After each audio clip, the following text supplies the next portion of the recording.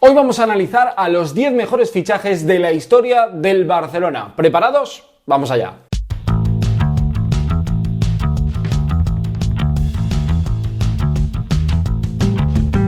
Muy buenas y bienvenidos a mi canal. Hablemos de básquet, hablemos del Barcelona y del capítulo fichajes.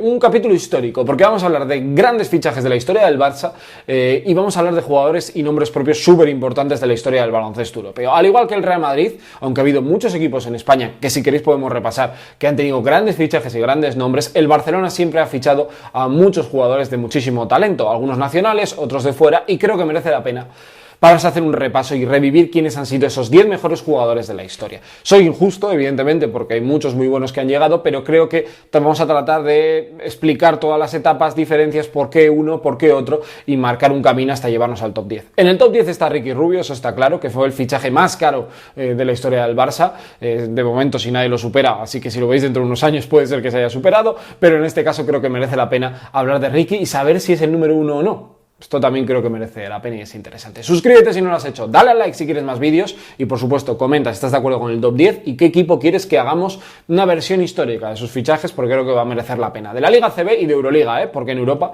ha habido mucho talento y mucha historia que comentar. Antes de ir con el top 10 quiero dejar una cosa clara. Por ejemplo, Aitor García Reneses me parece uno de los fichajes más importantes de la historia del Barça, pero no es jugador, estuvo desde el 85, bueno, fue jugador, pero no era jugador en aquella etapa, del 85 hasta el 2001 como entrenador, director deportivo, bueno, sobre todo entrenador, que creo que es la figura más importante y todavía sigue vigente.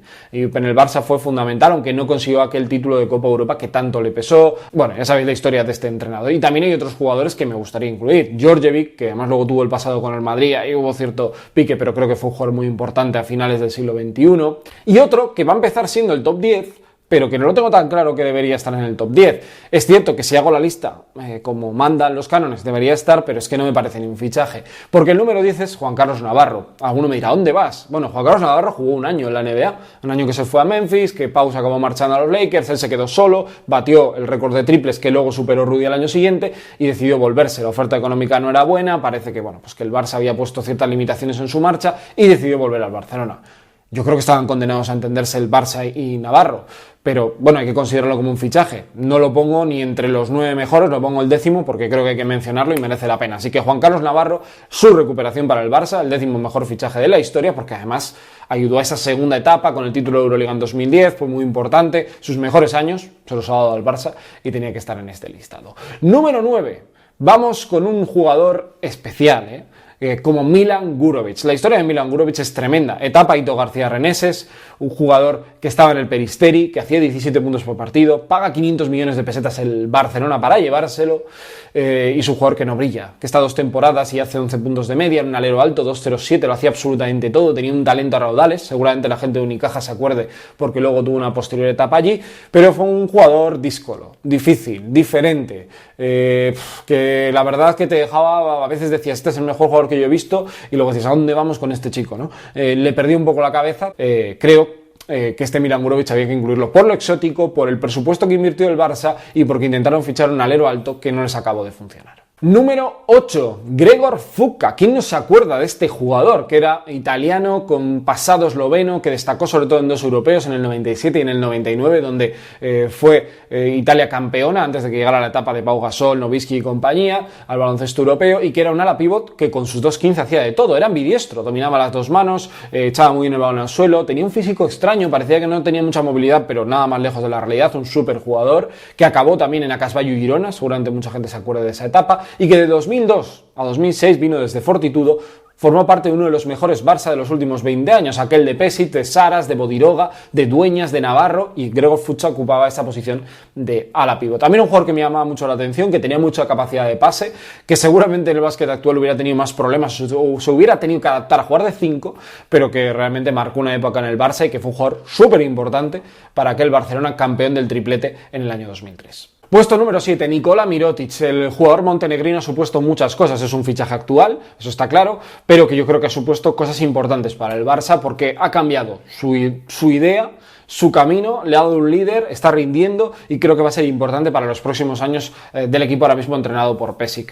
Creo que por esa relevancia hay que darle el puesto por delante de Fuka, por delante de Gurovic, aunque todavía quede mucho por descubrir de este jugador que está demostrando que desde la NBA puede ofrecer un grandísimo rendimiento directamente jugando en el Barça. Así que lo incluyo entre los 10 mejores fichajes en el puesto número 7. Puesto número 6 para José Montero, jugador que fue drafteado por los Hawks, si no me equivoco, el 145, una cifra así. Jugador que estuvo en Juventud desde el 81 al 90 y que acabó firmando por el Barça. Célebre momento el tapón de Brankovic, que nunca debió ser tapón, pero pasó a la historia por eso. Era un base alto, que dominaba muy bien el juego, que sobre todo después de esa etapa en el Barça se acabó yendo un año a Francia, al Limoges, pero que en el Barça dejó muy buenos momentos. Era un base muy interesante y que jugó un buen baloncesto y que estuvo en aquella etapa, sobre todo Aito García Reneses, supongo que haberlo conocido, haberlo visto en la Peña, pues fue fundamental para ficharlo. José Montero, un jugador nacional de los que fueron cambiando de Badalona a Barcelona. Os suena, ¿no? De uno que viene más adelante que está aquí atrás en el vídeo. Así que José Montero, número 6. Número 5, Audi Norris. No lo pude ver jugar en directo, pero los que le vieron jugar dicen que es el mejor extranjero de la historia del Barcelona. Desde el año 87 al 93, con tramos largos de lesiones, pero que el tiempo que jugó fue tremendo. Un pívot súper importante, que además se le ve mucho en Barcelona, un jugador muy querido por la afición culé, y que creo que ejemplificó muy bien ese Barça, ¿no? De los principios de la etapa de Aito, del finales de los 80, principios de los 90, y que creo que había que incluirlo por su impacto, por su relevancia. Así que los más veteranos del canal tenéis una labor. Aquí abajo en los comentarios me habléis un poco de la figura de Audi Norris y de aquellos duelos también, pues con Fernando Martín, etcétera, etcétera. Así que creo que merece la pena hablar de ello, porque es uno de los jugadores igual más desconocidos de este top, que compartió, por ejemplo, con Epi, Solozábal, Sibilio, que podía haber sido un fichaje, pero llegó a la cantera, por eso no lo he metido aquí.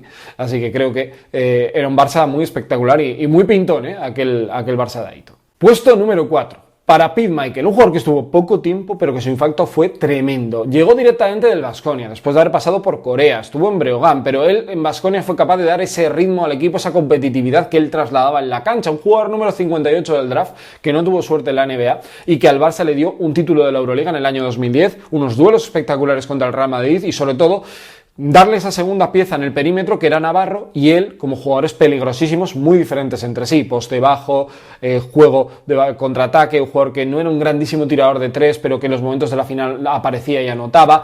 Tuvo un final con problemas pulmonares y tal, que acabaron lastrando un poco su carrera, pero en el Barça yo creo que fue impecable, un competidor como pocos. Todos los que trabajaron con él hablan de eso, de su ansia de ser el mejor en cada entrenamiento, en cada situación, y por eso le doy el número 4 para este jugador, Pete Michael, que fue importantísimo en una época reciente, prácticamente, hace 10 años de aquello. Vamos con el top 3, porque en este caso son tres jugadores además que les gusta mucho tener el balón en sus manos. Del 2000 al 2003 llegó el número 3 de este top. Sarás Jasikevičius, jugador importantísimo en el triplete de Pešić, que llegó con Aito García Reneses, formación universitaria en los Terrapins, acabó en Olimpia Ljubljana, lo ficha el Barça, Aito lo reconvierte a jugar de base y era un jugador que lo tenía todo, liderazgo, tiro, dominio, jerarquía, bueno, absolutamente todo, que se acabó marchando por un recorte presupuestario del Barça al Maccabi, luego carrera NBA, Panathinaikos, ya lo sabéis cuál es el camino, y que ahora todo el barcelonismo suena por recuperarlo para el Barça como entrenador, para que sea su próximo Aito. Bueno, veremos qué es lo que pasa, pero como jugador era un jugadorazo, a mí me encantaba, y creo que es uno de esos jugadores que se ha hablado poco de él como jugador en el Barça, pero fue fundamental